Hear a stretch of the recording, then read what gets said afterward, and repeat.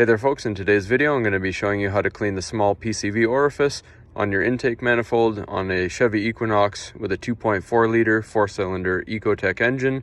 Now first thing you need to do is remove your air box and your engine cover here, and to do that you're just going to loosen your screw on your air hose right here.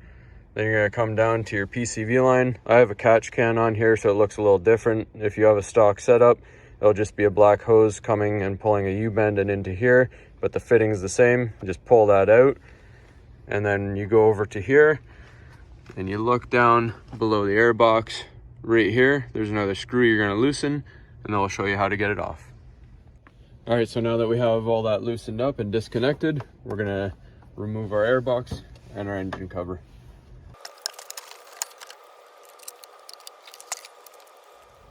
All right, so now that we have access to our intake manifold right here, our next task is to get all of our wiring harnesses out of the way and our evap purge tube as well. So we're just gonna go ahead and start pulling the harnesses out.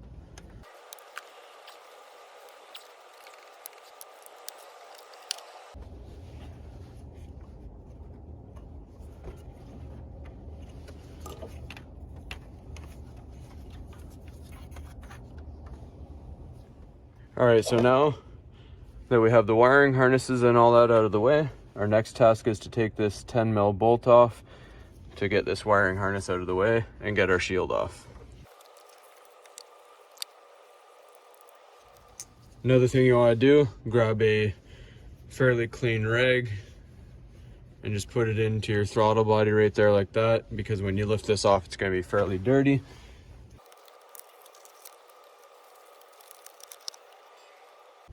All right, so we're gonna leave that just kind of on. Just be careful, it's kind of like a cheap papery material, so just don't rip it.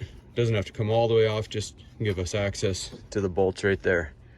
All right, so one last thing we need to do before we get this manifold off is take our wiring harness off of our high pressure fuel pump and remove our two bolts holding it on here and here. That's just the case. We're not actually taking the pump off itself, it's just a protective shield. So we're going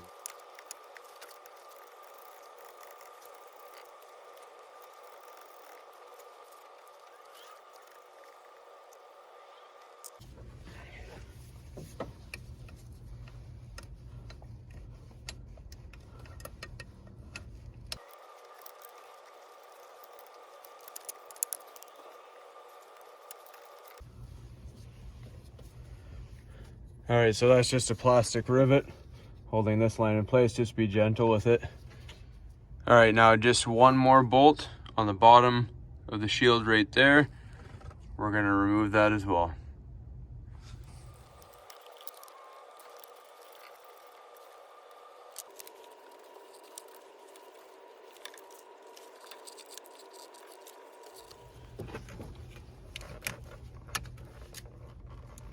Just going to pop our wiring harness off here. Now for this fuel pump shield that we just took off here, we don't have to move it all the way out of the way. The bolt that we took off the bottom actually duplicates as the manifold bolt. That's why we have to take that off. So as long as you get this foot out of the way enough to get your socket in, you're good to go. All right folks, so now we're going to take off all these bolts here. That'll get our manifold off, and I'm going to put a diagram from our Haynes manual here just so you can see a nice easy picture. So to remove these, I'm going to use a 1/2 inch socket.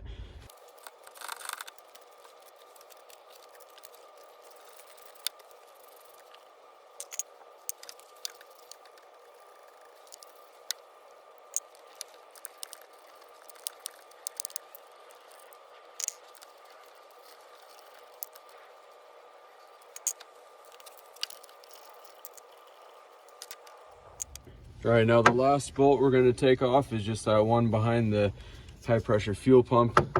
It's a little hard to get in with the camera. So it may help to have a socket with an elbow on it, such as this one, just to help get that nice angle.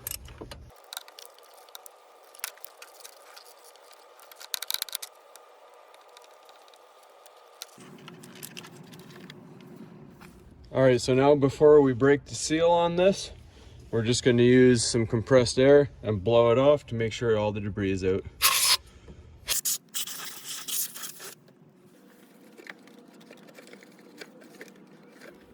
All right, so now the PCV hole is located right in the middle of the manifold. If you look directly at your center bolt, it's right underneath that. So right down here is the hole in the actual block itself. So I can't get the camera in there, but I'm going to use my borescope to show you, and I'll show you a quick picture of the hole that we're picking at.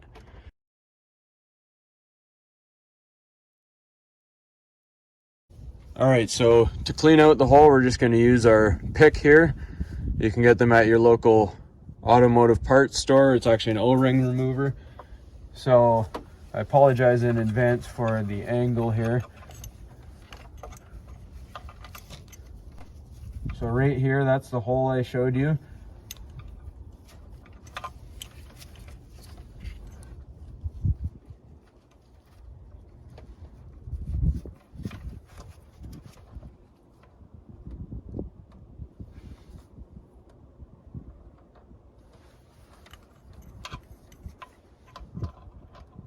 So there's this large opening here.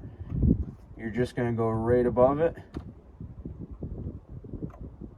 Right here like that. Put your pick in, wiggle it around, make sure there's no carbon buildup.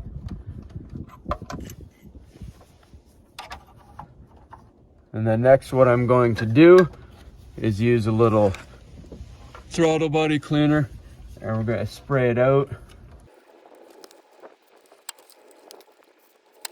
So if you have something with a long stem on it, that works a little better, just to spray that hole.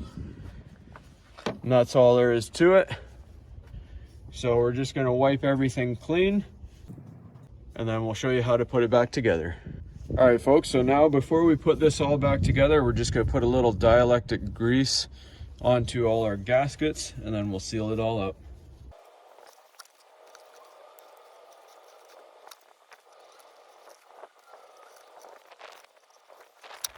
All right, folks, so now all that's left is to put all the bolts back.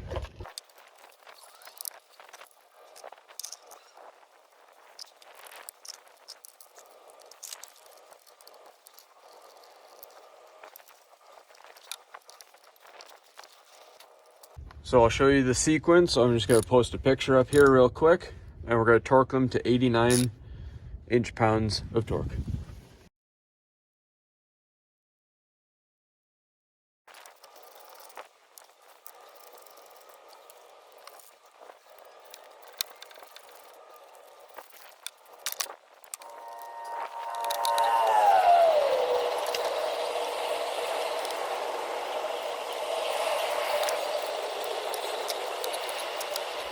All right, and then we put our shield back on.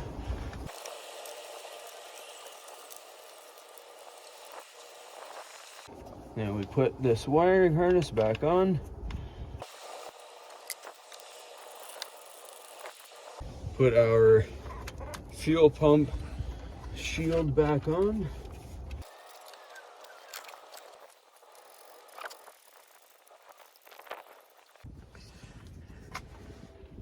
All right, now we put our bolt back over here. All right, so we just put our plastic clip on there, and I actually put this little bracket underneath by accident. It goes over top, but that shouldn't matter. That's all right. So now what we're going to do is reconnect our wiring harnesses and our evap line.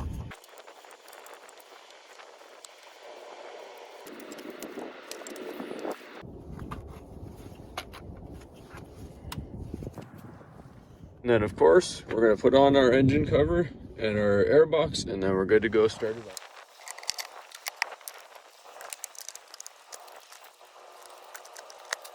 up.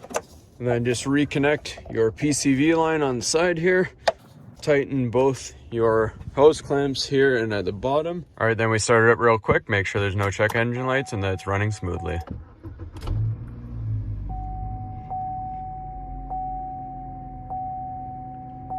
All right, we're good to go. That's all there is to it, folks. Hopefully you found this helpful, and as always, please like and subscribe.